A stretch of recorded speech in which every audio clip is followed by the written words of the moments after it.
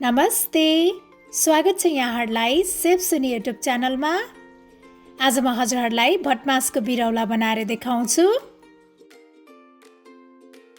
हजुरहरूले भटमासको बिरौला यसरी बनाउनु भयो भने चाहिँ एकदमै मिठो हुन्छ।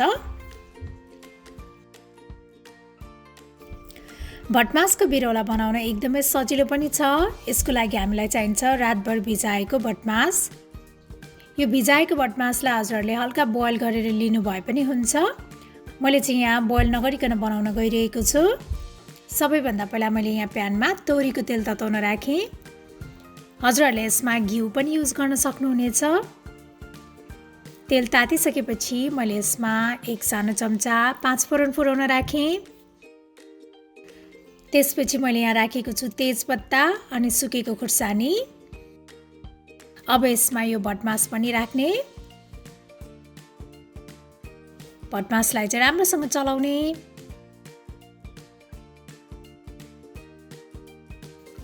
त्यसपछि मैले यहाँ राखेँ बेसार अनि नुन स्वाद अनुसार।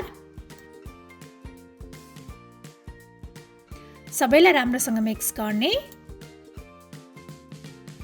र अब यसलाई कभर गरेर लो मिडियम फ्लेममा 15 मिनट जति पकाउनु पर्छ।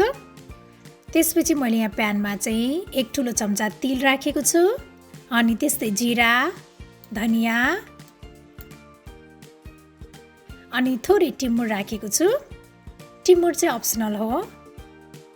अब यो सबैलाई मजाले भुट्ने। मसला राम्रोसँग भुटिसकेको छ। यसलाई सेलाउन दिने र अब यसलाई चाहिँ पिस्नु पर्छ।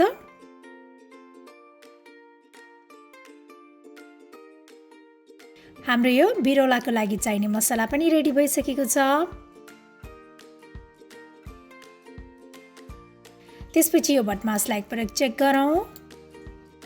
भटमास अथवा बोडीको बिरौला बनाउँदाखेरि चाहिँ हजुरहरूले यसरी स्लो कुक गरेर बनाउनु भयो भने चाहिँ एकदमै मिठो हुन्छ। एकदम अथेन्टिक स्वाद आउँछ। यो चाहिँ अझै राम्रोसँग पाकिसकेको छैन। यसलाई चाहिँ मैले फेरि पनि छोपेर अर्को 10-15 मिनटको लागि राखेँ।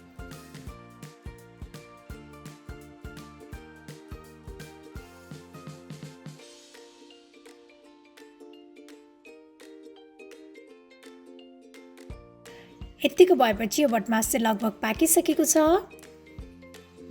अब यसमा मैले राखेँ प्याज। त्यसपछि मैले यहाँ राखेको छु पिसेको अदुवा लसुन। हजुरहरूले प्याज चाहिँ पहिला नै भुटेर बनाउनु भए पनि हुन्छ, तर यसलाई चाहिँ धेरै बेर पकाउनु पर्ने भएकोले मैले प्याज पछि राखेँ। यसो गर्दाखेरि चाहिँ अझै मिठो स्वाद आउँछ।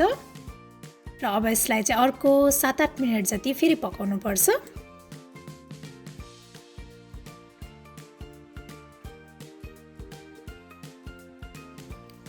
हाम्रो प्याज पनि मजाले पाकिसकेको छ। अब यसमा अघि हामीले बनाएको मसला पनि राख्ने अनि त्यस्तै मैले यसमा स्वादअनुसार रातो धुलो खुर्सानी पनि राखेँ। सबैलाई एकपटक फेरि राम्रोसँग मिक्स गर्ने। कभर गरेर अर्को 2-3 मिनट जति पकाउनु होला। यतिको भएपछि हाम्रो यो भटमासको बिरौला चाहिँ रेडी भइसकेको छ। मैले चाहिँ यसमा माथिबाट हरियो धनिया राखेँ। हाम्रो भटमासको बिरौला अब चाहिँ सर्भ गर्नको लागि रेडी भइसकेको छ। आशा छ हजुरहरूलाई यो भटमासको बिरौला बनाउने रेसिपी पक्कै पनि मन पर्यो होला। र मेरो अरू यस्तै रेसिपीहरूको लागि प्लिज सेफ सुनी युट्युब च्यानललाई सब्सक्राइब गरिदिनु होला। अनि साथै मेरो भिडियोलाई लाइक, सेयर र कमेन्ट गर्न पनि नभुल्नु होला है। Thank you for watching. Bye bye.